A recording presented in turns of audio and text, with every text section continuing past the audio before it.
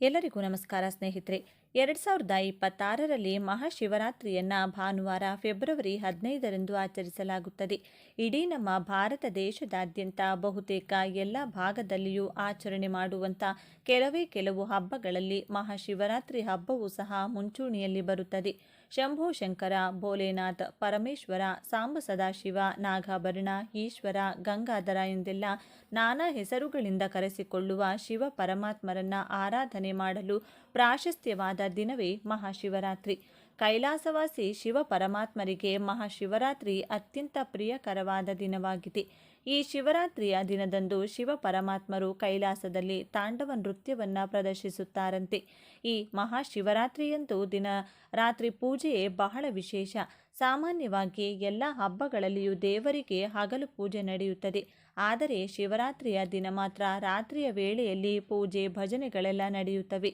ಈ ವರ್ಷ ಮಾಘ ಮಾಸದ ಕೃಷ್ಣ ಪಕ್ಷದ ದಿನದಂದು ಶಿವರಾತ್ರಿ ಹಬ್ಬವನ್ನು ಆಚರಣೆ ಮಾಡಲಾಗುತ್ತದೆ. ಶಿವರಾತ್ರಿಯಂದು ಶಿವಭಕ್ತರೆಲ್ಲರೂ ದಿನವಿಡೀ ಉಪವಾಸವನ್ನು ಕೈಗೊಂಡು ರಾತ್ರಿ ಜಾಗರಣೆಯನ್ನು ಮಾಡಿ ಶಿವದೇವರನ್ನ ಸ್ಮರಣೆಯನ್ನು ಮಾಡುತ್ತಾರೆ. ಮಹಾಶಿವರಾತ್ರಿಯನ್ನು ಆಚರಿಸಲು ಕಾರಣವೇನು? ಮಹಾಶಿವರಾತ್ರಿಯಂದು ಜಾಗರಣೆಯನ್ನು ಏಕೆ ಮಾಡಬೇಕು? ಇತ್ಯಾದಿ ಕುತೂಹಲಭರಿತ ಪ್ರಶ್ನೆಗಳಿಗೆಲ್ಲ ಉತ್ತರವನ್ನು ಈ ವಿಡಿಯೋ ಮೂಲಕ ತಿಳಿದುಕೊಳ್ಳೋಣ. ಅದಕ್ಕೂ ಮುಂಚೆ ನೀವಿನ್ನು ಚಾನಲ್ಗೆ ಸಬ್ಸ್ಕ್ರೈಬ್ ಆಗಿಲ್ಲ ಅಂದರೆ ಈಗಲೇ ಸಬ್ಸ್ಕ್ರೈಬ್ ಆಗಿ, ಹಾಗೆ ವಿಡಿಯೋಗೆ ಲೈಕ್ ಮಾಡಿ, ವಿಡಿಯೋ ಸ್ಕಿಪ್ ಮಾಡದೆ ಕೊನೆ ತನಕ ನೋಡಿ. ಎಲ್ಲರೂ ಭಕ್ತಿಯಿಂದ ಓಂ ನಮಃ ಶಿವಾಯ ಅಂತ ಕಮೆಂಟ್ ಮಾಡಿ. ಶಿವರಾತ್ರಿ ಆಚರಣೆಯ ಹಿಂದೆ ಹಲವು ನಂಬಿಕೆಗಳಿವೆ. ಈ ಮಹಾಶಿವರಾತ್ರಿಯ ದಿನವೇ ಮಧ್ಯರಾತ್ರಿಯ ಸಮಯದಲ್ಲಿ ಶಿವ ಪರಮಾತ್ಮರಿಗೂ ಪಾರ್ವತಿ ದೇವಿಗೂ ಕಲ್ಯಾಣವಾಯಿತಂತೆ. ಈ ವಿವಾಹ ಮಹೋತ್ಸವದಲ್ಲಿ ಭಾಗಿಯಾಗಲೆಂದೇ ಅಂದು 3 ಲೋಕಗಳಲ್ಲಿಯೂ ಸಹ ಜಾಗರಣೆ ಮಾಡಲಾಯಿತಂತೆ. ಇದೇ ಕಾರಣಕ್ಕಾಗಿ ಶಿವರಾತ್ರಿಯಂದು ಜಾಗರಣೆಯನ್ನು ಮಾಡಲೇಬೇಕೆಂದು ಹೇಳಲಾಗುತ್ತದೆ. ಮತ್ತೊಂದು ನಂಬಿಕೆಯ ಪ್ರಕಾರ ಸಮುದ್ರ ಮಂಥನದ ಸಮಯದಲ್ಲಿ ಹೊರಬಂದ ಹಾಲಾಹಲವನ್ನು ಮನುಕುಲದ ರಕ್ಷಣೆಗೋಸ್ಕರವೇ ಶಿವ ಪರಮಾತ್ಮರು ಕುಡಿದು ಬಿಡುತ್ತಾರೆ. ಕುಡಿದ ವಿಷವು ಗಂಟಲಿನಿಂದ ಕೆಳಗೆ ಇಳಿಯದ ರೀತಿಯಲ್ಲಿ ಪಾರ್ವತಿ ದೇವಿ ರಾತ್ರಿ ಇಡೀ ಗಂಟಲನ್ನು ಬಿಗಿ ಹಿಡಿದುಕೊಂಡಿದ್ದಾರಂತೆ. ನಿದ್ರೆ ಮಾಡುವುದರಿಂದ ಕುಡಿದ ವಿಷ ಬೇಗನೆ ಕೆಲಸ ಮಾಡಬಹುದೆಂಬ ಕಾರಣಕ್ಕಾಗಿಯೇ ಶಿವ ಪರಮಾತ್ಮರು ನಿದ್ರೆಗೆ ಜಾರದಂತೆಯೇ ರಾತ್ರಿ ಇಡೀ ದೇವಾನುದೇವತೆಗಳು ಶಿವದೇವರ ಭಜನೆಯನ್ನ ಮಾಡುತ್ತಾ ಅವರನ್ನು ಜಾಗೃತರನ್ನಾಗಿಸುತ್ತಾರೆ. ಇದರಿಂದ ಕುಡಿದ ವಿಷವು ಗಂಟಲಿನಲ್ಲಿಯೇ ಉಳಿದುಕೊಂಡು ಶಿವದೇವರ ಗಂಟಲು ನೀಲಿ ಬಣ್ಣಕ್ಕೆ ತಿರುಗುತ್ತದೆ. ಪಾರ್ವತಿ ದೇವಿ ಹಾಗೂ ದೇವಾನುದೇವತೆಗಳೆಲ್ಲ ರಾತ್ರಿಯಿಡೀ ಜಾಗರಣೆಯನ್ನು ಮಾಡಿ ಶಿವ ಪರಮಾತ್ಮರು ನಿದ್ರಿಸದಂತೆ ನೋಡಿಕೊಂಡು ಶಿವ ಪರಮಾತ್ಮರು ಕುಡಿದ ವಿಷವು ಗಂಟಲಿನಲ್ಲಿಯೇ ಉಳಿಯುವಂತೆ ಮಾಡಿದ ದಿನವೇ ಶಿವರಾತ್ರಿ.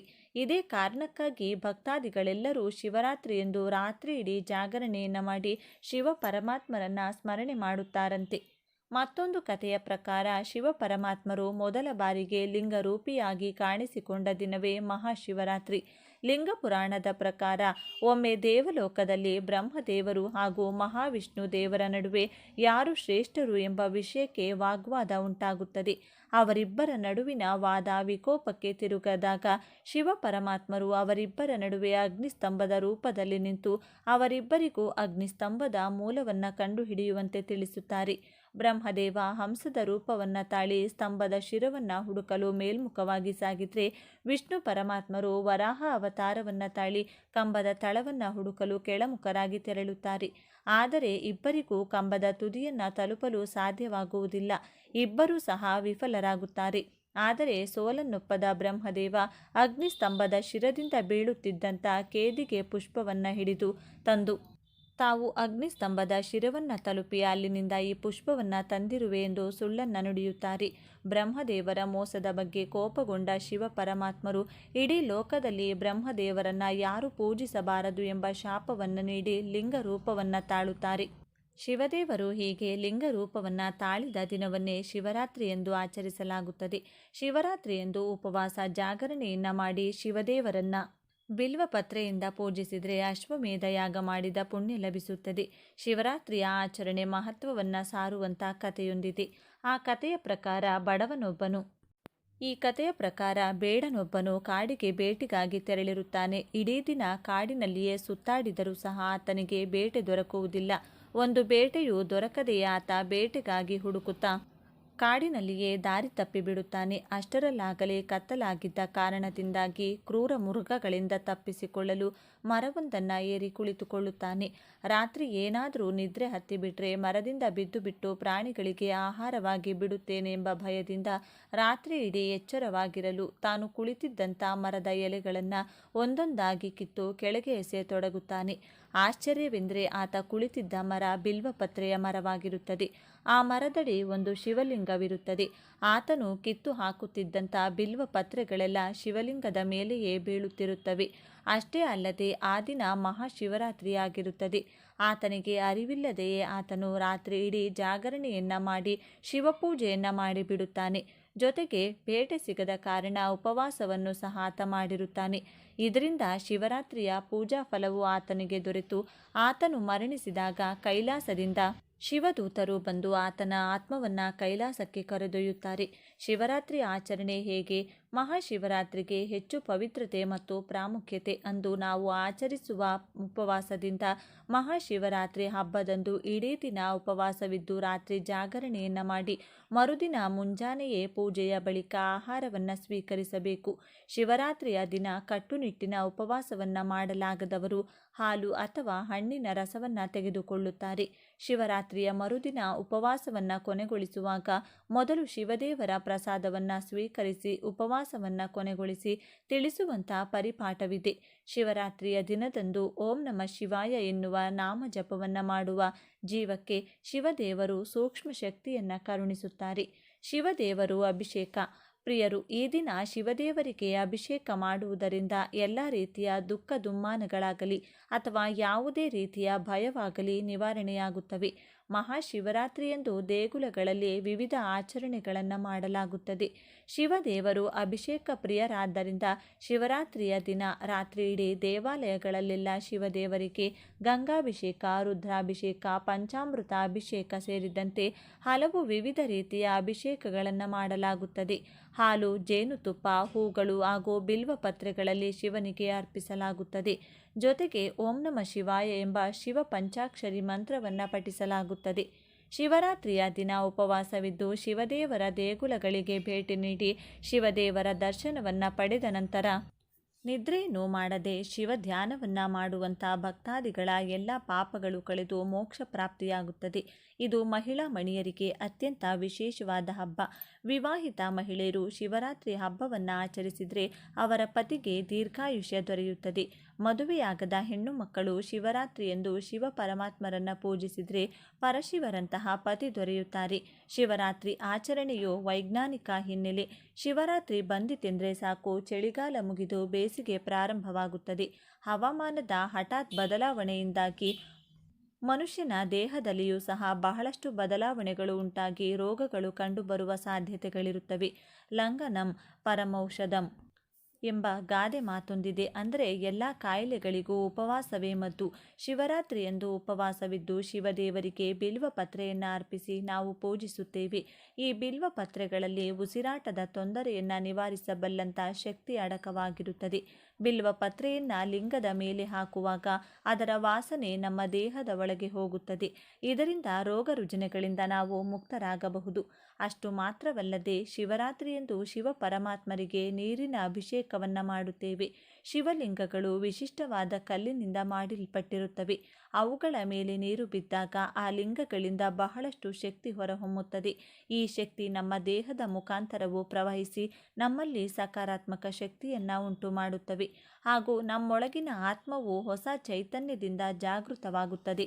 ಆತ್ಮೀಯರೇ, ಮಹಾಶಿವರಾತ್ರಿ ಹಬ್ಬದ ಕುರಿತಾಗಿ ಹಲವಾರು ವಿಶೇಷ ಮಹತ್ವದ ಮಾಹಿತಿಗಳನ್ನೆಲ್ಲ ತಿಳಿದುಕೊಂಡ ನಮಗೆಲ್ಲರಿಗೂ ಆ ಶಿವ ಪರಮಾತ್ಮರ ಕೃಪಾ ಕಟಾಕ್ಷ ಸದಾ ಕಾಲ ಇರಲೆಂದು ಕೋರಿಕೊಳ್ಳುತ್ತಾ ಈ ವಿಶೇಷವಾದ ವಿಡಿಯೋ ಮುಗಿಸ್ತಿದ್ದೇನೆ. ಜ್ಯೋತಿಷ್ಯ ಶಾಸ್ತ್ರದ ಪ್ರಕಾರ 2026ರ ಮಹಾಶಿವರಾತ್ರಿ ಹಬ್ಬವನ್ನು ಇದೇ ಫೆಬ್ರವರಿ 15ರಂದು ಆಚರಿಸಲಾಗುವುದು. ಈ ದಿನ ಶಿವ ಮತ್ತು ಪಾರ್ವತಿಯವರ ವಿವಾಹವಾಗಿತ್ತು ಎಂದು ಹೇಳಲಾಗುತ್ತದೆ.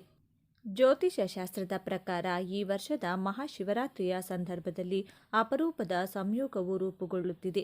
ಮಹಾಶಿವರಾತ್ರಿಯಂದು 60 ವರ್ಷಗಳ ನಂತರ ಇದು ಬಹಳ ಅಪರೂಪದ ಸಂಯೋಗವಾಗಿತ್ತು.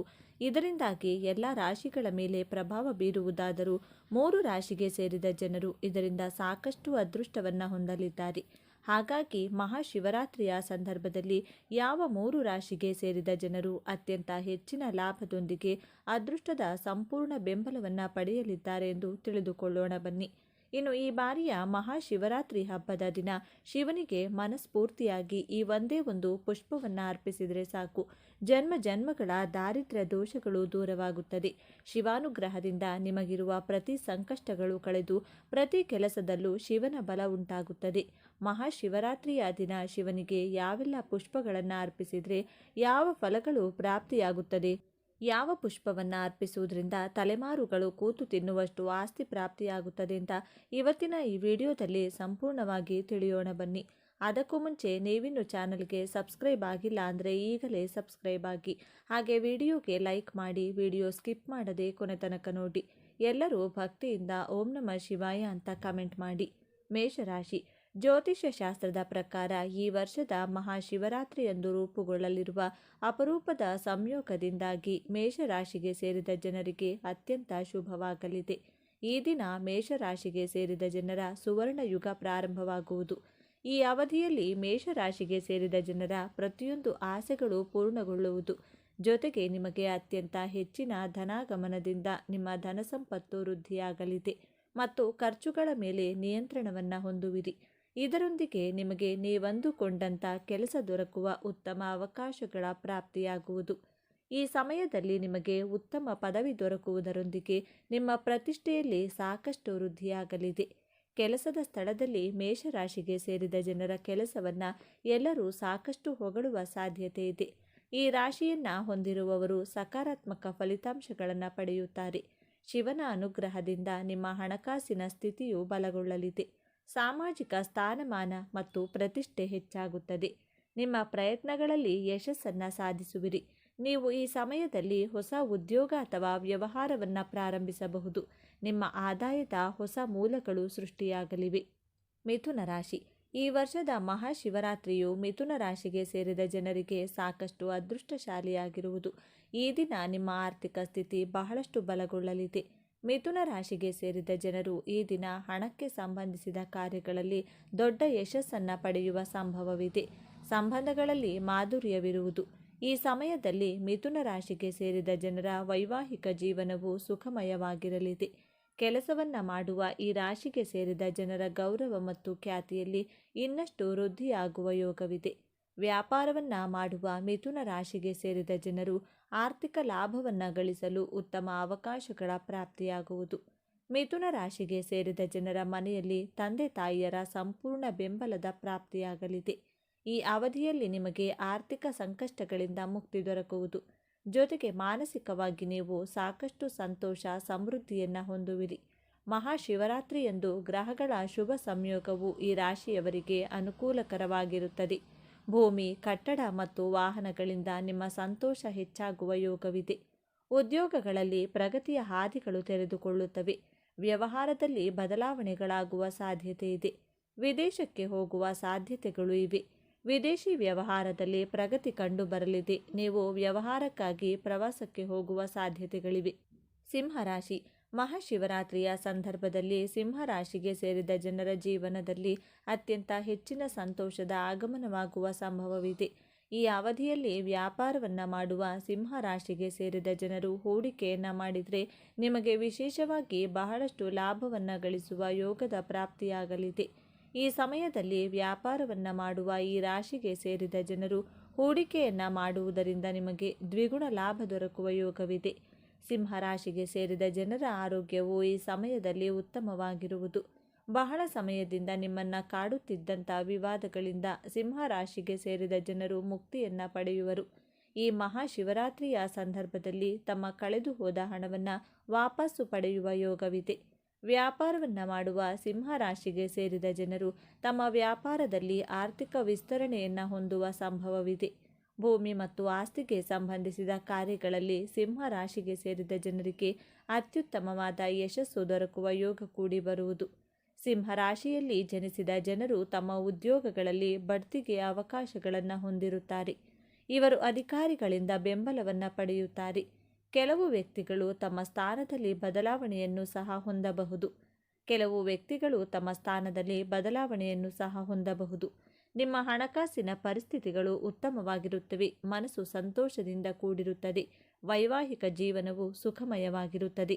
ಶಿವರಾತ್ರಿ ಎನ್ನುವುದು ಮಹಾಶಿವನಿಗೆ ಬಲು ಪ್ರಿಯವಾದಂತಹ ದಿನ. ಈ ದಿನದಂದು ಈ ಒಂದೇ ಒಂದು ಪುಷ್ಪವನ್ನು ಶಿವನಿಗೆ ಅರ್ಪಿಸಿದರೆ ಎಂಥದ್ದೇ ಸಾಲದ ಸಮಸ್ಯೆ ಇದ್ದರೂ, ಆರ್ಥಿಕ ಸಮಸ್ಯೆಗಳಿದ್ದರೂ ಕೂಡ ಸುಲಭವಾಗಿ ಕಳೆಯುತ್ತದೆ. ಶಿವರಾತ್ರಿ ಎನ್ನುವುದು ಮಹಾಶಿವನಿಗೆ ಬಲು ಪ್ರಿಯವಾದಂತಹ ದಿನ. ಈ ದಿನದಂದು ಈ ಒಂದೇ ಒಂದು ಪುಷ್ಪವನ್ನು ಶಿವನಿಗೆ ಅರ್ಪಿಸಿದರೆ ಎಂಥದ್ದೇ ಸಾಲದ ಸಮಸ್ಯೆ ಇದ್ದರೂ, ಆರ್ಥಿಕ ಸಮಸ್ಯೆಗಳಿದ್ದರೂ ಕೂಡ ಸುಲಭವಾಗಿ ಕಳೆಯುತ್ತದೆ. ಈ ಒಂದು ವಿಶೇಷವಾದ ಪುಷ್ಪ ಯಾವುದೆಂದರೆ ನಾಗಶಿವಲಿಂಗ ಪುಷ್ಪ. ಈ ಒಂದು ಪುಷ್ಪಕ್ಕೆ ಶಿವಕಮಲ, ನಾಗಮಲ್ಲಿ ಹಾಗೂ ಮಲ್ಲಿಕಾರ್ಜುನ ಪುಷ್ಪ ಎಂಬ ಹೆಸರಿನಿಂದಲೂ ಕೂಡ ಕರೆಯಲಾಗುತ್ತದೆ. ಈ ಒಂದು ನಾಗಲಿಂಗ ಪುಷ್ಪವು ಪ್ರಾಚೀನ ಶಿವಾಲಯಗಳಲ್ಲಿನ ಕಾಡಿನ ಪ್ರದೇಶಗಳಲ್ಲಿ ಅಥವಾ ಪವಿತ್ರವಾದ ಸ್ಥಳಗಳಲ್ಲಿ ಕಂಡುಬರುತ್ತದೆ. ಈ ನಾಗಶಿವಲಿಂಗ ಪುಷ್ಪವು ಹೇಗಿರುತ್ತದೆ ಅಂದರೆ, ಶಿವಲಿಂಗದ ಮೇಲೆ ಸರ್ಪವು ಎಡೆಯೆತ್ತಿ ನಿಂತಿರುವ ಹಾಗೆ ಕಾಣಿಸುತ್ತದೆ. ಆದ್ದರಿಂದ ಇದನ್ನು ಶಿವಲಿಂಗ ಪುಷ್ಪ ಅಥವಾ ನಾಗಲಿಂಗ ಪುಷ್ಪ ಎಂದು ಕರೆಯಲಾಗುತ್ತದೆ. ಈ ಬಾರಿ ಶಿವರಾತ್ರಿಯ ದಿನ ಈ ಒಂದೇ ಒಂದು ಶಿವಲಿಂಗ ಪುಷ್ಪವನ್ನು ಶಿವಲಿಂಗದ ಮೇಲಿಟ್ಟು ನಮಸ್ಕಾರವನ್ನು ಮಾಡಿಕೊಂಡ್ರೆ ಜನ್ಮ ಜನ್ಮಗಳ ಪಾಪ ಕರ್ಮಗಳು, ದಾರಿದ್ರ್ಯ ದೋಷಗಳು ನಶಿಸಿ ಹೋಗುತ್ತೆ. ಒಂದು ವೇಳೆ ನಾಗಶಿವಲಿಂಗ ಪುಷ್ಪ ದೊರೆಯಲಿಲ್ಲ ಅನ್ನೋದಾದರೆ ಏನು ಮಾಡಬೇಕು? ಅದಕ್ಕೆ ಪರ್ಯಾಯವಾದಂಥ ಪದ್ಮಪುಷ್ಪ ಅಂದರೆ ಕಮಲದ ಹೂವನ್ನು ಶಿವಲಿಂಗದ ಮೇಲಿಟ್ಟು ನಮಸ್ಕಾರ ಮಾಡಿಕೊಳ್ಬೇಕು. ಹೀಗೆ ನಾಗಶಿವಲಿಂಗ ಪುಷ್ಪ ಅಥವಾ ಪದ್ಮಪುಷ್ಪವನ್ನು ಶಿವನಿಗೆ ಅರ್ಪಿಸುವುದರಿಂದ ಎಂಥದ್ದೇ ಆರ್ಥಿಕ ಸಮಸ್ಯೆಗಳಿದ್ದರೂ ಕೂಡ ಶೀಘ್ರವಾಗಿ ದೂರವಾಗುತ್ತದೆ. ಭೂಮಿ ದೋಷಗಳು ಕಳೆದು ಹೋಗುತ್ತದೆ. ಆಸ್ತಿ ಎನ್ನುವುದು ಪ್ರಾಪ್ತಿಯಾಗುತ್ತದೆ. ಶಿವನ ಬಲ ಸದಾ ನಿಮ್ಮ ಜೊತೆಗಿರುತ್ತದೆ. ಹಾಗೆಯೇ ಯಾರಿಗೆ ಜೀವನದಲ್ಲಿ ಶತ್ರುಗಳ ಬಾಧೆ ಹೆಚ್ಚಾಗಿರುತ್ತೋ ಅಂಥವರು ಶಿವನಿಗೆ ತಪ್ಪದೇ ದಾಸವಾಳ ಪುಷ್ಪವನ್ನು ಅರ್ಪಿಸಬೇಕು. ಇದರಿಂದ ಜೀವನದಲ್ಲಿ ಅನುಭವಿಸುವಂಥ ಸಕಲ ಶತ್ರು ಬಾಧೆಗಳಿಂದ ಸುಲಭವಾಗಿ ಹೊರಬರಬಹುದು. ಆರೋಗ್ಯದ ಸಮಸ್ಯೆಗಳು ಹೆಚ್ಚಾಗಿದ್ದವರು ಕಣಗಲೆ ಪುಷ್ಪವನ್ನು ಶಿವರಾತ್ರಿಯ ದಿನ ಶಿವನಿಗೆ ಅರ್ಪಿಸಿ ನಮಸ್ಕಾರವನ್ನು ಮಾಡಿಕೊಳ್ಬೇಕು. ಹೀಗೆ ಮಾಡುವುದರಿಂದ ಆರೋಗ್ಯವು ಕ್ರಮೇಣ ವೃದ್ಧಿಯಾಗುತ್ತಾ ಹೋಗುತ್ತದೆ. ಇನ್ನು ಕೆಲವರಿಗೆ ಮನಸ್ಸಿನಲ್ಲಿ ಎಷ್ಟೋ ದಿನಗಳಿಂದ ಯಾವುದೋ ಒಂದು ಕೋರಿಕೆ ಇರುತ್ತದೆ. ಆ ಒಂದು ಕೋರಿಕೆಗಳು ಎಷ್ಟೇ ಪ್ರಯತ್ನ ಮಾಡಿದರೂ ಕೂಡ ನೆರವೇರುವುದಿಲ್ಲ.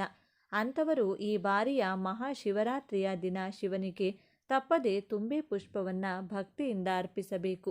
ಹೀಗೆ ಮಾಡುವುದರಿಂದ ನಿಮ್ಮ ಸಕಲ ಇಷ್ಟಾರ್ಥಗಳು ಅಥವಾ ನಿಮ್ಮ ಬಹುದಿನದ ಕೋರಿಕೆಗಳು ಶಿವನ ಕೃಪೆಯಿಂದ ಶೀಘ್ರವಾಗಿ ನೆರವೇರುತ್ತದೆ.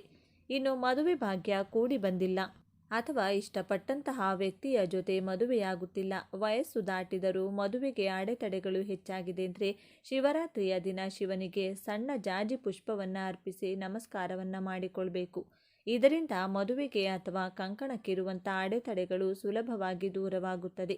ಇನ್ನು ಕೆಲವರಿಗೆ ವಾಹನ ಯೋಗ ಅಥವಾ ವಾಹನ ಖರೀದಿ ಮಾಡಲು ಹೆಚ್ಚಿನ ಸಮಸ್ಯೆಗಳು ಕಾಣಿಸಿಕೊಳ್ಳುತ್ತವೆ. ವಾಹನ ಪ್ರಾಪ್ತಿಯಾಗಲು ಶಿವರಾತ್ರಿಯ ದಿನ ಶಿವಲಿಂಗಕ್ಕೆ ಜಾಜಿ ಪುಷ್ಪವನ್ನು ಅರ್ಪಿಸಿ ನಮಸ್ಕಾರವನ್ನು ಮಾಡಿಕೊಳ್ಬೇಕು. ಹೀಗೆ ಮಾಡೋದ್ರಿಂದ ನೂತನ ವಾಹನ ಯೋಗ ಪ್ರಾಪ್ತಿಯಾಗುತ್ತದೆ. ಹಾಗೆಯೇ ಮನಸ್ಸಿನಲ್ಲಿರುವ ಕೋರಿಕೆ ನೆರವೇರುವುದರ ಜೊತೆಗೆ ಹೆಚ್ಚಿನ ಧನಲಾಭ ಉಂಟಾಗಬೇಕು ಅನ್ನೋದಾದರೆ ಮಹಾಶಿವರಾತ್ರಿಯ ದಿನ ಶಿವನಿಗೆ ಗುಲಾಬಿ ಪುಷ್ಪವನ್ನು ಅರ್ಪಿಸಿ ನಮಸ್ಕಾರ ಮಾಡಿಕೊಳ್ಬೇಕು. ಹಾಗೆಯೇ ಆಯಸ್ಸು ಚೆನ್ನಾಗಿರಬೇಕು, ಆರೋಗ್ಯವಂತರಾಗಿ ಜೀವನವನ್ನು ನಡೆಸಬೇಕು ಅನ್ನೋದಾದರೆ ಮಲ್ಲಿಗೆ ಹೂವನ್ನು ಶಿವನಿಗೆ ಸಂಕಲ್ಪಪೂರ್ವಕವಾಗಿ ಅರ್ಪಿಸಿ ನಮಸ್ಕಾರವನ್ನು ಮಾಡಿಕೊಳ್ಬೇಕು. ಪುತ್ರ ಸಂತಾನ ಬೇಕು, ಅಭಿವೃದ್ಧಿಯಾಗಬೇಕು ಅನ್ನೋದಾದರೆ ಮಹಾಶಿವನಿಗೆ ಶಿವರಾತ್ರಿಯ ದಿನ ಉಮ್ಮತ್ತಿ ಗಿಡದ ಪುಷ್ಪವನ್ನು ಅರ್ಪಿಸಿ ನಮಸ್ಕಾರವನ್ನು ಮಾಡಿಕೊಳ್ಬೇಕು. ಈ ಒಂದು ಪುಷ್ಪವನ್ನು ಅರ್ಪಿಸುವುದರಿಂದ ಖಚಿತವಾಗಿ ಪುತ್ರ ಸಂತಾನ ಶಿವಾನುಗ್ರಹದಿಂದ ಪ್ರಾಪ್ತಿಯಾಗುತ್ತದೆ. ಹೀಗೆ ಒಂದೊಂದು ಪುಷ್ಪವನ್ನು ಶಿವನಿಗೆ ಅರ್ಪಿಸುವುದರಿಂದ ಒಂದೊಂದು ಫಲಗಳು ಪ್ರಾಪ್ತಿಯಾಗುತ್ತದೆ. ಆದರೆ ಜನ್ಮ ಜನ್ಮಗಳ ಪಾಪ ನಶಿಸಿ ಹೋಗಿ ತಲೆಮಾರುಗಳು ಕೂತು ತಿನ್ನುವಷ್ಟು ಆಸ್ತಿ ಪ್ರಾಪ್ತಿಯಾಗಬೇಕು ಅನ್ನೋದಾದರೆ, ಧನಲಾಭ ಉಂಟಾಗಬೇಕು ಅನ್ನೋದಾದರೆ ಶಿವನಿಗೆ ತಪ್ಪದೇ ಶಿವರಾತ್ರಿಯ ದಿನ ನಾಗಶಿವಲಿಂಗ ಪುಷ್ಪವನ್ನು ಅರ್ಪಿಸಬೇಕಾಗುತ್ತದೆ. ನಾಗಶಿವಲಿಂಗ ಪುಷ್ಪ ದೊರೆಯಲಿಲ್ಲ ಅಂದಾಗ ಮಾತ್ರ ಕಮಲದ ಹೂವನ್ನು ಶಿವನಿಗೆ ಅರ್ಪಿಸಿ ವಿಶೇಷವಾಗಿ ನಮಸ್ಕಾರ ಮಾಡಿಕೊಳ್ಬೇಕು. ಇದರಿಂದ ಅಷ್ಟೈಶ್ವರ್ಯದ ಜೊತೆಗೆ ಶಿವಾನುಗ್ರಹ ಬಹಳ ಸುಲಭವಾಗಿ ಪ್ರಾಪ್ತಿಯಾಗುತ್ತದೆ. ಇಂತಹ ಪುಷ್ಪಗಳ ಬಗೆಗಿನ ಶಿವರಾತ್ರಿಯ ಬಗೆಗಿನ ಈ ಮಾಹಿತಿ ನಿಮಗೆ ಇಷ್ಟ ಆದರೆ ಓಂ ನಮಃ ಶಿವಾಯ ಅಂತ ಕಮೆಂಟ್ ಮಾಡಿ. ಈ ದಿನ ಮನೆಯಲ್ಲಿರುವ ಮಹಿಳೆಯರು ಒಂದು ವಿಶೇಷವಾದ ತರಕಾರಿಗಳನ್ನು ಬೇಯಿಸಿ ತಿಂದರೆ ಈ ಕುಟುಂಬಕ್ಕೆ ಅಪಮೃತ್ಯು ದೋಷಗಳು ನಿವಾರಣೆಯಾಗುವುದಲ್ಲದೆ ಬೇಡವೆಂದರೂ ಹಣ ಬಂದು ಸೇರುತ್ತದೆ ಮತ್ತು ಆಯುಷ್ಯ ಹೆಚ್ಚುತ್ತದೆ ಎಂದು ಶಾಸ್ತ್ರಗಳು ಹೇಳುತ್ತವೆ. ಅಷ್ಟೇ ಅಲ್ಲದೆ ಈ ದಿನ ಈ ತರಕಾರಿಯನ್ನ ತಿಂದರೆ ಸಕಲ ದೇವತೆಗಳ ಆಶೀರ್ವಾದ ಲಭಿಸುತ್ತದೆ, ಅಷ್ಟೈಶ್ವರ್ಯಗಳು ಸಿದ್ಧಿಸುತ್ತವೆ, ಉತ್ತಮ ಆರೋಗ್ಯ ಲಭಿಸುತ್ತದೆ. ರೋಗಗಳು ಏನಾದರೂ ಇದ್ದರೆ ಅವು ಕೂಡ ನಿವಾರಣೆಯಾಗುತ್ತವೆ. ನಿಮ್ಮ ಕುಟುಂಬವು ಅಭಿವೃದ್ಧಿ ಹೊಂದಬೇಕೆಂದರೆ ಯಾವ ತರಕಾರಿಗಳನ್ನು ಕಡ್ಡಾಯವಾಗಿ ತಿನ್ನಬೇಕು ಎಂಬುದನ್ನು ಈಗ ಈ ವಿಡಿಯೋದಲ್ಲಿ ವಿವರವಾಗಿ ತಿಳಿದುಕೊಳ್ಳೋಣ.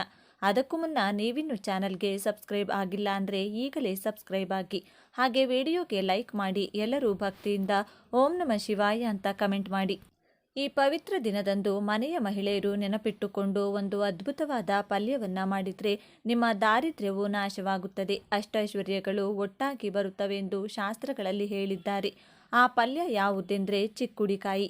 ಚಿಕ್ಕುಡಿಕಾಯಿಗೆ ಒಂದು ವಿಶೇಷ ಪ್ರಾಮುಖ್ಯತೆ ಇದೆ. ಮುಖ್ಯವಾಗಿ ಈ ದಿನದಂದು ಚಿಕ್ಕುಡಿಕಾಯಿಯನ್ನು ಬೇಯಿಸಿ ಮನೆಯಲ್ಲಿ ಎಲ್ಲರೂ ತಿಂದರೆ ಆಯುಷ್ಯ ಅದು ವೃದ್ಧಿಸುತ್ತದೆ. ಲಕ್ಷ್ಮೀದೇವಿಯ ಕೃಪೆಗೆ ಪಾತ್ರರಾಗಿ ಧಾನ್ಯಗಳೊಂದಿಗೆ ಕೊರತೆಯಾಗಿರುವುದಿಲ್ಲ. ಆದ್ದರಿಂದ ಇಂದು ಎಲ್ಲರೂ ತಪ್ಪದೆ ಅವರೆಕಾಯಿ ಪಲ್ಯವನ್ನು ಸೇವಿಸಿ. ಯಾವುದಾದರೂ ಒಂದು ರೂಪದಲ್ಲಿ ಅವರೆಕಾಯಿಯನ್ನು ತಿನ್ನಲು ಪ್ರಯತ್ನಿಸಿ. ಪಲ್ಯ, ಹುಳಿ ಅಥವಾ ಅವರೆಕಾಯಿ ಚಟ್ನಿ, ಹೀಗೆ ಯಾವುದಾದರೂ ಒಂದು ರೂಪದಲ್ಲಿ ಅವರೆಕಾಯಿಯನ್ನು ತಿನ್ನಿ. ಗಂಡ ಮತ್ತು ಮಕ್ಕಳಿಗೆ ಹೆಚ್ಚು ಬಡಿಸಿದರೆ ತುಂಬ ಒಳ್ಳೆಯದು, ಆಯುಷ್ಯ ಹೆಚ್ಚುತ್ತದೆ. ಇದರ ಜೊತೆಗೆ ಈ ದಿನದಂದು ಪಪ್ಪಾಯಿ ಕಾಯಿ ಅಥವಾ ಹಣ್ಣನ್ನು ಸೇವಿಸುವುದು ಸಹ ತುಂಬ ಒಳ್ಳೆಯದು. ಇದು ದೇಹಕ್ಕೆ ಶಕ್ತಿಯನ್ನು ನೀಡುವುದಲ್ಲದೆ ಅಕಾಲ ಮರಣದ ದೋಷಗಳನ್ನು ನಿವಾರಿಸುತ್ತದೆ. ಆದ್ದರಿಂದ ಪಪ್ಪಾಯಿಯನ್ನು ಪಲ್ಯದ ರೂಪದಲ್ಲಿ ಅಥವಾ ಪಪ್ಪಾಯಿ ಹಲ್ವ ರೂಪದಲ್ಲಿ ಅಥವಾ ಹಣ್ಣಿನ ಪಪ್ಪಾಯಿ ತುಂಡುಗಳ ರೂಪದಲ್ಲಿ ಯಾವುದಾದರೂ ಒಂದು ರೀತಿಯಲ್ಲಿ ಇಂದು ಪಪ್ಪಾಯಿಯನ್ನು ತೆಗೆದುಕೊಳ್ಳಿ. ಹೀಗೆ ತಿಂದರೆ ಉತ್ತಮ ಫಲಿತಾಂಶ ಸಿಗುತ್ತದೆ, ತುಂಬ ಆರೋಗ್ಯಕರ. ವಿಶೇಷವಾಗಿ ಇಂದು ಮಕ್ಕಳಿಗೆ ಪಪ್ಪಾಯಿ ತಿನ್ನಿಸಿದರೆ ಅವರ ಬುದ್ಧಿಶಕ್ತಿ ವಿಕಸನಗೊಂಡು ಅಧ್ಯಯನದಲ್ಲಿ ಉತ್ತಮ ಸಾಧನೆ ಮಾಡುತ್ತಾರೆ. ವಿಶೇಷವಾಗಿ ಗಂಡು ಮಕ್ಕಳನ್ನು ಹೊಂದಿರುವವರು ಇಂದು ಇದನ್ನು ಖಂಡಿತವಾಗಿಯೂ ಬಿಡಬಾರದು. ನೀವು ನಿಮ್ಮ ಮಕ್ಕಳಿಂದ ಪಪ್ಪಾಯಿ ತಿನ್ನಿಸಿ. ಇನ್ನು ಇಂದು ಮಹಿಳೆಯರು ನೆನಪಿನಲ್ಲಿಟ್ಟುಕೊಳ್ಳಬೇಕಾದ ಮತ್ತೊಂದು ಪ್ರಮುಖ ತರಕಾರಿ ಬೆಂಡೆಕಾಯಿ. ಇಂದು ಬೆಂಡೆಕಾಯಿ ಪಲ್ಯಗಳನ್ನು ಬೇಯಿಸಿ ತಿನ್ನುವುದರಿಂದ ಮನಸ್ಸು ಶಾಂತವಾಗಿರುತ್ತದೆ, ಮನೆಯಲ್ಲಿ ಜಗಳಗಳು ಕಡಿಮೆಯಾಗುತ್ತವೆ, ಶಾಂತಿ ಇರುವಲ್ಲಿ ಲಕ್ಷ್ಮೀದೇವಿ ನೆಲೆಸುತ್ತಾಳೆ. ಆದ್ದರಿಂದ ಇಂದು ಬೆಂಡೆಕಾಯಿಯಿಂದ ಮಾಡಿದ ಅಡುಗೆಗಳನ್ನು ಸೇವಿಸುವುದು ಶುಭಕರ. ಅಂದರೆ ಬೆಂಡೆಕಾಯಿ ಪಲ್ಯ, ಬೆಂಡೆಕಾಯಿ 65 ಅಥವಾ ಬೆಂಡೆಕಾಯಿಯನ್ನು ಸಾಂಬಾರಿನಲ್ಲಿ ಹಾಕಿ ತಿನ್ನುವುದರಿಂದ ಯಾವುದೇ ಕಷ್ಟಗಳು ಬರುವುದಿಲ್ಲ. ಆದ್ದರಿಂದ ಬೆಂಡೆಕಾಯಿಯನ್ನು ನೆನಪಿಟ್ಟುಕೊಳ್ಳಿ. ಈ ಪವಿತ್ರ ದಿನದಂದು ಇರಬೇಕಾದ ಮತ್ತೊಂದು ಮುಖ್ಯವಾದ ಆಹಾರ ಹುರುಳಿ. ಶಾಸ್ತ್ರೋಕ್ತವಾಗಿ ಈ ಮಾಸದಲ್ಲಿ ಹುರುಳಿಗೆ ವಿಶೇಷ ಪ್ರಾಮುಖ್ಯತೆ ಇದೆ. ಈ ದಿನ ಹುರುಳಿಯನ್ನು ಬೇಯಿಸಿ ಒಗ್ಗರಣೆ ಹಾಕಿ ತಿಂದರೆ ಅಥವಾ ಬಿಸಿ ಬಿಸಿ ಹುರುಳಿ ಸಾರು ರೂಪದಲ್ಲಿ ಸೇವಿಸಿದರೆ ಅಥವಾ ಹುರುಳಿ ಬೇಳೆ ರೂಪದಲ್ಲಿ ತಿಂದರೆ ಸಾಕ್ಷಾತ್ ಸಕಲ ದೇವತೆಗಳ ಅನುಗ್ರಹ ಪ್ರಾಪ್ತಿಯಾಗುತ್ತದೆ. ಸಾಕ್ಷಾತ್ ಸೂರ್ಯ ಭಗವಾನನ ಶಕ್ತಿ ಮತ್ತು ಇಂದ್ರನ ಅಂಶಕ್ಕೆ ಪ್ರತೀಕವೆಂದು ಭಾವಿಸಲಾಗುತ್ತದೆ. ಈ ದಿನ ಹುರುಳಿಯಿಂದ ಮಾಡಿದ ಅಡುಗೆಗಳನ್ನು ಸೇವಿಸುವುದರಿಂದ ದೇಹದಲ್ಲಿನ ಕಲ್ಮಶಗಳು ನಿವಾರಣೆಯಾಗಿ ಆರೋಗ್ಯ ಪ್ರಾಪ್ತವಾಗುತ್ತದೆ. ಅಷ್ಟೇ ಅಲ್ಲದೆ ನಿಮ್ಮ ಜಾತಕದಲ್ಲಿರುವ ಗ್ರಹದೋಷಗಳು ನಾಶವಾಗುತ್ತವೆ. ಏಕೆಂದರೆ ಹುರುಳಿ ಕಾಳುಗಳು ಗ್ರಹದೋಷಗಳನ್ನು ನಿವಾರಿಸುತ್ತವೆ. ಮುಖ್ಯವಾಗಿ ಆರ್ಥಿಕ ತೊಂದರೆಗಳಿಂದ ಬಳಲುತ್ತಿರುವವರು ಇಂದು ಹುರುಳಿ ಸಾರು ಮಾಡಿ ತಿನ್ನುವುದರಿಂದ ಮನೆಯಲ್ಲಿ ಸಂಪತ್ತು ವೃದ್ಧಿಯಾಗುತ್ತದೆ, ಲಕ್ಷ್ಮೀದೇವಿಯ ಕೃಪೆ, ಧನ ವೃದ್ಧಿಯಾಗುತ್ತದೆ. ಮಕ್ಕಳಿಗೆ ಇದನ್ನು ತಿನ್ನಿಸಿದರೆ ಅವರಲ್ಲಿ ಜ್ಞಾಪಕ ಶಕ್ತಿ ಹೆಚ್ಚುತ್ತದೆ. ಆದ್ದರಿಂದ ಹುರುಳಿ ಕಾಳುಗಳನ್ನು ಯಾವುದಾದರೂ ಒಂದು ರೂಪದಲ್ಲಿ ನಿಮ್ಮ ಆಹಾರದಲ್ಲಿ ಸೇರಿಸಿಕೊಳ್ಳಿ. ಆರೋಗ್ಯದ ಜೊತೆಗೆ ಅಪಾರ ಸಂಪತ್ತನ್ನು ನಿಮ್ಮದಾಗಿಸಿಕೊಳ್ಳಿ. ಅಲ್ಲದೆ ಈ ದಿನ ಇರಬೇಕಾದ ಮತ್ತೊಂದು ಅದ್ಭುತವಾದ ಪಲ್ಯ ತೋಟದ ಸೊಪ್ಪು. ತೋಟದ ಸೊಪ್ಪುಗಳನ್ನು ಬೇಯಿಸಿದರೆ ವಂಶಾಭಿವೃದ್ಧಿಯಾಗುತ್ತದೆ, ಮಕ್ಕಳು ಆರೋಗ್ಯವಾಗಿರುತ್ತಾರೆ ಎಂಬ ನಂಬಿಕೆ. ತೋಟದ ಸೊಪ್ಪು ಪಲ್ಯ, ಸಾರು ಹೀಗೆ ಬೇಯಿಸಿ ಇಡಿ. ಇವೆಲ್ಲ ಕೇಳಲು ಸರಳವಾಗಿ ಕಾಣಿಸಿದರೂ ಈ ಪವಿತ್ರವಾದ ದಿನ ಇವುಗಳನ್ನು ಸೇವಿಸುವುದರ ಹಿಂದೆ ಆಳವಾದ ಆಧ್ಯಾತ್ಮಿಕ ಮತ್ತು ಆರೋಗ್ಯಕರ ರಹಸ್ಯಗಳು ಅಡಗಿವೆ. ಆದ್ದರಿಂದ ಮಹಿಳೆಯರು ಈ ದಿನ ನೆನಪಿಟ್ಟುಕೊಂಡು ಯಾವುದಾದರೂ ಒಂದು ತರಕಾರಿಯನ್ನು ಬೇಯಿಸಿ ತಿನ್ನಿ. ಈ ದಿನದಂದು ನೀವು ಯಾವುದೇ ತರಕಾರಿ ತಿಂದರೂ ಅದಕ್ಕೆ ಸ್ವಲ್ಪ ತುಪ್ಪ ಸೇರಿಸಿ ತಿಂದರೆ ಇನ್ನೂ ಒಳ್ಳೆಯದು. ಇವೇ ಈ ದಿನ ಕಡ್ಡಾಯವಾಗಿ ತಿನ್ನಬೇಕಾದ ತರಕಾರಿಗಳು. ಈ ಪವಿತ್ರ ದಿನದಂದು ಮನೆಯ ಮಹಿಳೆಯರು ತಪ್ಪಿಯೂ ಸಹ ಕುಂಬಳಕಾಯಿ ತರಕಾರಿ ಅಥವಾ ಹೀರೆಕಾಯಿ ತರಕಾರಿಯನ್ನು ಬೇಯಿಸಬಾರದು. ಯಾರು ಈ ದಿನ ಈ ತರಕಾರಿಯನ್ನು ತಿನ್ನಬಾರದು. ಒಂದೇ ಅಲ್ಲ, ಯಾವುದೇ ರೂಪದಲ್ಲಿಯೂ ಕುಂಬಳಕಾಯಿ ಮತ್ತು ಹೀರೆಕಾಯಿಯನ್ನು ತಿನ್ನಬಾರದು ಎಂದು ತಿನ್ನುವುದರಿಂದ ಮನೆಗೆ ಪರಮ ದಾರಿದ್ರ್ಯ ಬರುತ್ತದೆ, ಕಷ್ಟಗಳು ದೂರವಾಗುತ್ತವೆ, ಎದುರಾಗುತ್ತವೆ, ಗಂಡಾಂತರಗಳು ಬರುತ್ತವೆ, ಅನಾರೋಗ್ಯ ಸಮಸ್ಯೆಗಳು ಬರುತ್ತವೆ, ಕೈಯಲ್ಲಿರುವ ಹಣವೆಲ್ಲ ಖರ್ಚಾಗಿ ಹೋಗುತ್ತದೆ, ಭಿಕ್ಷೆ ಬೇಡಿಕೊಂಡು ಸ್ಟೇಷನ್ಗೆ ಹೋಗುತ್ತಾರೆ, ಜೀವನದಲ್ಲಿ ಸುಖ ಎನ್ನುವುದು ಇರುವುದಿಲ್ಲ. ಆದ್ದರಿಂದ ಯಾರು ಕೂಡ ಇಂದು ಕುಂಬಳಕಾಯಿ ಹೀರೆಕಾಯಿ ಪಲ್ಯವನ್ನು ಬೇಯಿಸಬೇಡಿ, ತಿನ್ನಬೇಡಿ. ಇವುಗಳ ಜೊತೆಗೆ ಇಂದು ನಾನ್ ವೆಜ್ ಕೂಡ ತಿನ್ನಬಾರದು. ಈ ಪವಿತ್ರವಾದ ದಿನದಂದು ಮೊಟ್ಟೆ, ಚಿಕನ್, ಮಟನ್, ಸೀಗಡಿ, ಏಡಿಗಳನ್ನು ಅಪ್ಪಿತಪ್ಪಿಯೂ ತಿನ್ನಬಾರದು. ಪವಿತ್ರವಾದ ದಿನ, ಜೀವ ಹಿಂಸೆ ಮಾಡುವ ದಿನವಲ್ಲ. ಈ ದಿನ ನಾನ್ ವೆಜ್ ತಿಂದರೆ ಮಹಾಪಾಪ. ಮನೆಯಲ್ಲಿ ಇರುವುದಷ್ಟೇ ಅಲ್ಲದೆ ಹೊರಗೆ ತಿನ್ನುವುದನ್ನು ಕೂಡ ನಿಲ್ಲಿಸಿ. ಮಸಾಲೆಯುಕ್ತ ಈರುಳ್ಳಿ, ಬೆಳ್ಳುಳ್ಳಿ ಕೂಡ ಕಡಿಮೆ ಮಾಡುವುದು ಉತ್ತಮ. ಸಾತ್ವಿಕ ಆಹಾರ ಸೇವಿಸಿದರೆ ಮನಸ್ಸು ನಿರ್ಮಲವಾಗಿ ಯಶಸ್ಸು ಸಿಗುತ್ತದೆ. ಆದ್ದರಿಂದ ಎಲ್ಲರೂ ಈ ದಿನ ಈ ಆಹಾರ ನಿಯಮಗಳನ್ನು ಪಾಲಿಸಿ ಶುಭ ಫಲಿತಾಂಶಗಳನ್ನು ಪಡೆಯಿರಿ. ಈ ದಿನ ಬೆಳಗ್ಗೆ ಸ್ನಾನ ಮಾಡಿ ಉತ್ತಮ ಬಟ್ಟೆಗಳನ್ನು ಧರಿಸಿ ಹತ್ತಿರದಲ್ಲಿರುವ ಬೇವಿನ ಮರ ಅಥವಾ ನೆಲ್ಲಿಕಾಯಿ ಮರದ ಬಳಿ ಹೋಗುವ ಮೊದಲು ಆ ಮರಕ್ಕೆ ಒಂದು ಚೊಂಬು ನೀರು ಅರ್ಪಿಸಿ. ನಂತರ ಸಾಧ್ಯವಾದರೆ ಮರದ ಸುತ್ತ 11 ಪ್ರದಕ್ಷಿಣೆಗಳನ್ನು ಮಾಡಿ. ಹಾಗೆ ಪ್ರದಕ್ಷಿಣೆಗಳನ್ನು ಮಾಡಿದ ನಂತರ ಮರವನ್ನು 11 ಬಾರಿ ಸ್ಪರ್ಶಿಸಿ. ಹಾಗೆ ಸ್ಪರ್ಶಿಸುವಾಗ ನಿಮಗಿರುವ ಎಲ್ಲ ಕಷ್ಟಗಳು ದೂರವಾಗಬೇಕು. ನಮ್ಮ ಮನೆಗೆ ಲಕ್ಷ್ಮೀದೇವಿ ನಾರಾಯಣನೊಂದಿಗೆ ಬಂದು ನೆಲೆಸಬೇಕು, ನಮಗೆ ಧನಲಾಭವಾಗಬೇಕೆಂದು ಹೇಳಿ ನಂತರ ಸ್ವಲ್ಪ ಸಮಯ ಆ ಮರದ ಕೆಳಗೆ ಕುಳಿತುಕೊಳ್ಳಿ. 2 ನಿಮಿಷ ಕುಳಿತು ಮರದಿಂದ ಬರುವ ಗಾಳಿಯನ್ನು ಸೇವಿಸಿ, ಪ್ರಕೃತಿಯನ್ನು ಆನಂದಿಸಿ. ಹೀಗೆ ಯಾವಾಗಲಾದರೂ ಒಮ್ಮೆ ಪ್ರಕೃತಿಯೊಂದಿಗೆ ಸಮಯ ಕಳೆದರೆ ಮನಸ್ಸಿಗೆ ತುಂಬಾನೇ ಸಂತೋಷವಾಗುತ್ತದೆ. ಆದ್ದರಿಂದ ಅನೇಕ ರೋಗಗಳು ಕೂಡ ಗುಣವಾಗುತ್ತವೆ. ಮುಖ್ಯವಾಗಿ ಈ ದಿನದಂದು ಬೇವಿನ ಮರವನ್ನು ಸ್ಪರ್ಶಿಸಿದರೆ ಲಕ್ಷ್ಮೀದೇವಿಯ ಅನುಗ್ರಹ, ವಿಷ್ಣು ಮೂರ್ತಿಯ ಅನುಗ್ರಹ ಸಿಗುತ್ತದೆ, ತುಂಬ ಒಳ್ಳೆಯದಾಗುತ್ತದೆ. ಶ್ರೀ ಮಹಾವಿಷ್ಣುವಿನ ಸ್ವರೂಪವೆಂದು ಭಾವಿಸುತ್ತಾರೆ. ನೆಲ್ಲಿಕಾಯಿ ಲಕ್ಷ್ಮೀದೇವಿಗೆ ತುಂಬ ಪ್ರಿಯವಾದದ್ದು. ಈ ಮರವನ್ನು ಶ್ರೀ ಮಹಾವಿಷ್ಣುವಿನ ರೂಪದಲ್ಲಿ ಹೆಚ್ಚಾಗಿ ಪೂಜಿಸುತ್ತಾರೆ. ನೆಲ್ಲಿಕಾಯಿ ಮೇಲೆ ದೀಪ ಹಚ್ಚುವ ಸಂಪ್ರದಾಯವೂ ಇದೆ. ನೆಲ್ಲಿಕಾಯಿ ಮರದಲ್ಲಿ ಅನೇಕ ಔಷಧೀಯ ಗುಣಗಳಿವೆ. ಆಯುರ್ವೇದದಲ್ಲಿ ಬಳಸುವ ಪ್ರಸಿದ್ಧ ಔಷಧವಾದ ತ್ರಿಚಲ ಚೂರ್ಣದಲ್ಲಿ ನೆಲ್ಲಿಕಾಯಿ ಪುಡಿಯು ಒಂದು ಭಾಗವಾಗಿದೆ. ನೆಲ್ಲಿಕಾಯಿ ಮರವನ್ನು ಪೂಜಿಸಿದರೆ ಸಮಸ್ತ ವಿಷ್ಣು ಕ್ಷೇತ್ರಗಳಲ್ಲಿ ವಿಷ್ಣು ಪೂಜೆ ಮಾಡಿದ ಫಲ ಸಿಗುತ್ತದೆ. ನೆಲ್ಲಿಕಾಯಿ ಮರವೆಂದರೆ ವಿಷ್ಣುವಿಗೆ ಮಾತ್ರವಲ್ಲ, ಶಿವನಿಗೂ ಬಹಳ ಇಷ್ಟ. ಲಕ್ಷ್ಮೀದೇವಿ ಭೂಮಿಗೆ ಬಂದಳು. ಆ ಸಮಯದಲ್ಲಿ ಶಿವಕೇಶವರನ್ನ ಪೂಜಿಸಬೇಕೆಂದುಕೊಂಡಳು. ಇಬ್ಬರನ್ನು ಒಂದೇ ಸಮಯದಲ್ಲಿ ಪೂಜಿಸಬೇಕೆಂದುಕೊಂಡಳು ಅವಳು. ನೆಲ್ಲಿಕಾಯಿ ಮರವನ್ನು ಆರಿಸಿಕೊಂಡು ನೆಲ್ಲಿಕಾಯಿ ಮರವನ್ನು ಪೂಜಿಸಿ ಶಿವಕೇಶವರ ಅನುಗ್ರಹವನ್ನು ಪಡೆದಳು ಎಂದು ಪುರಾಣಗಳು ಹೇಳುತ್ತವೆ. ಈ ಕಥೆಯ ಮೂಲಕ ಶಿವಕೇಶವರು ನೆಲ್ಲಿಕಾಯಿಯ ಮರದಲ್ಲಿ ವಾಸಿಸುತ್ತಾರೆಂದು ತಿಳಿದು ಬರುತ್ತದೆ. ಅಷ್ಟೇ ಅಲ್ಲ, ನೆಲ್ಲಿಕಾಯಿ ಮರದ ಕೆಳಭಾಗದಲ್ಲಿ ಬ್ರಹ್ಮ ಕೂಡ ಇರುತ್ತಾನೆ ಎಂಬ ನಂಬಿಕೆ ಇದೆ.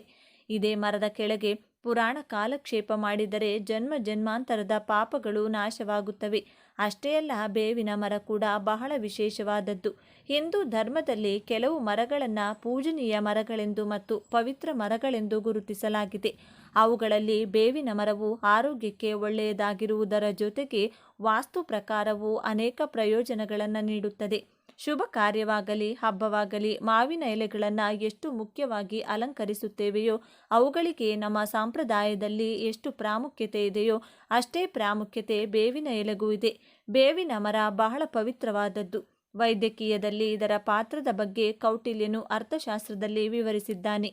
ನಮ್ಮ ಪ್ರಾಚೀನ ಆಯುರ್ವೇದದಲ್ಲಿಯೂ ಬೇವಿನ ಬಗ್ಗೆ ಅನೇಕ ಪುರಾವೆಗಳಿವೆ. ಭೂಮಿಯ ಮೇಲೆ ಅಮೃತದ ಹನಿಗಳು ಬಿದ್ದರೆ ಅದು ಬೇವಿನ ಮರವಾಗಿ ಮಾರ್ಪಟ್ಟಿದೆ ಎಂದು ಪುರಾಣಗಳಲ್ಲಿ ಕಥೆಗಳಾಗಿ ಬರೆದಿದ್ದಾರೆ.